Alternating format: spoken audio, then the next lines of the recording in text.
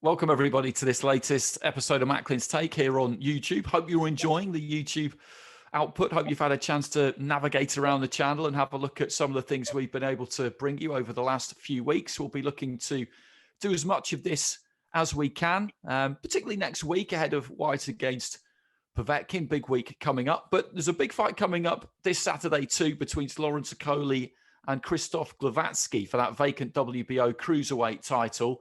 We thought we'd see it on the AJ Pulev card before Christmas, but Glowacki got COVID, so it got pushed back. He's okay now. He's been able to complete a proper camp. And Matt, on Saturday, those two go for it. Now, the interesting thing about this one for me is that in my very kind of like anal, rational way, when I analyse who's likely to win a fight beforehand, I'm all about in-ring achievement and experience.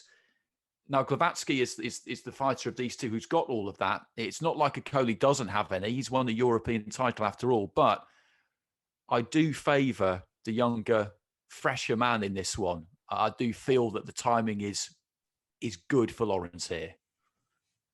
Look, Andy, these fights are they're happening all the time, and there's two ways of looking at it, and there's not an absolute. The only way you step up to the plate and win is to step up to the plate. You know what I mean? Sometimes we'll say after, oh, we should have had a fight in between those levels to gauge the difference. But there's been plenty of times when fighters have made that jump. You've got to make the jump at some point, and sometimes you don't always get that in between fight to gauge the distance because you're high risk at that point. I'm trying to think of an example. Let's say Ricky Hatton when he fought Costa Tszyu.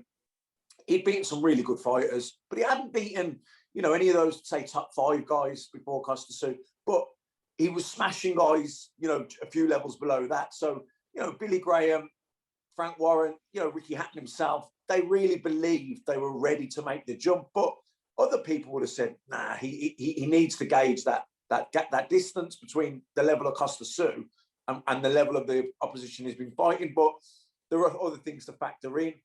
The guy, the old champion, is he ready for the taking? The young guy has that freshness, youth, so, and this is the same thing. Look, this is a step up, big step up for Lawrence Okolie. But he is British Commonwealth European champion. He's an Olympian. He doesn't have that long amateur pedigree, but he achieved at a high level as an amateur.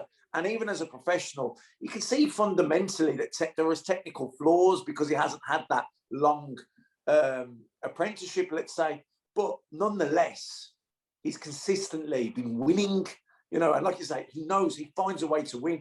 He carries serious power with the straight right hand, or with anything with the right hand, and against the short southpaw, you'd imagine at some point he's going to nail him with that right hand. How will Glowacki take it when he does? Glowacki, you're right, he's more proven, more experienced, everything, but that's all. We're back down to that conversation.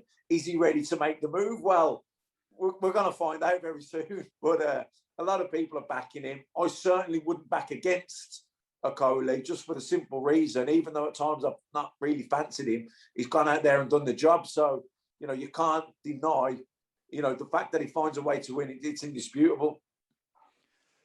It is. He's very, very difficult to beat, or at least he has been so far, and he's never become remotely close to losing a fight, apart from he sailed close to the wind with referee Victor Lachlan against Matiaskin. He could maybe have thrown him out of that fight, but that's the closest he's been to actually losing a fight. His opponents haven't been able to do anything with him at all, really. With Glowacki, we're not going to totally write him off. He's been a world champion. He's been at that level for a long time. He's only lost to Usyk and Briedis, but that Briedis defeat, we covered that. That was the last time he boxed. That was June 2019. He's 34 now. And that was a wild night in Riga. It really was. The kind of experience which I wonder whether it just takes a bit away from you, because he got leveled by an elbow, blatant foul. Briedis probably should have been disqualified. The referee instead decided Glowacki was play acting a bit, rushed him back in. End of the round, the bell went. The referee didn't hear it. Briedis did hear it, but he thought, all right, if you're not going to tell me to stop punching, I'm going to carry on punching, thanks. Kept on belting him after the bell. He didn't have time to recover, really, in the minute between rounds, and he got stopped at the start of the next round. And it just, I don't know, that is probably one of the main reasons why I think that he's going down the other side of the hill, because he got brutalized that night, quite frankly. Yeah. No, we did. He got mugged. He got absolutely mugged out of it. He did, like, and from that point of view, you could be thinking, well, he's 34. He's achieved so much. Has that sickened him? Is he kind of become a bit disillusioned by that? Hasn't boxed since. I know COVID's happened.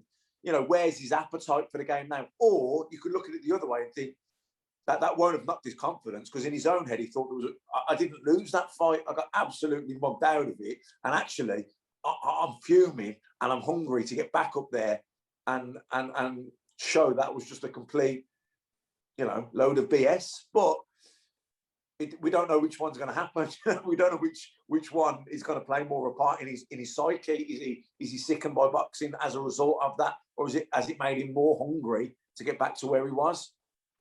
Exactly, and those are the questions. These are all the questions that will be answered on Saturday night, and that's what makes it a really interesting fight. I'm a big fan of these types of matchups where you've got potential against experience. We've seen a few recently. Josh Kelly against David Avanesian. Avanesian came out on the right side. Dubois against Joyce. Not loads between them in terms of pro experience, but Joyce did have more, certainly a lot more as an amateur. He came out on the right side of that one. So maybe, we are due a kind of win for the potential corner. We'll see. And if they get it, it'll be another world champion for Shane McGuigan. So thanks for tuning in, everybody. Hope you're all well and looking forward to the fights at the weekend. We'll catch up with you again soon.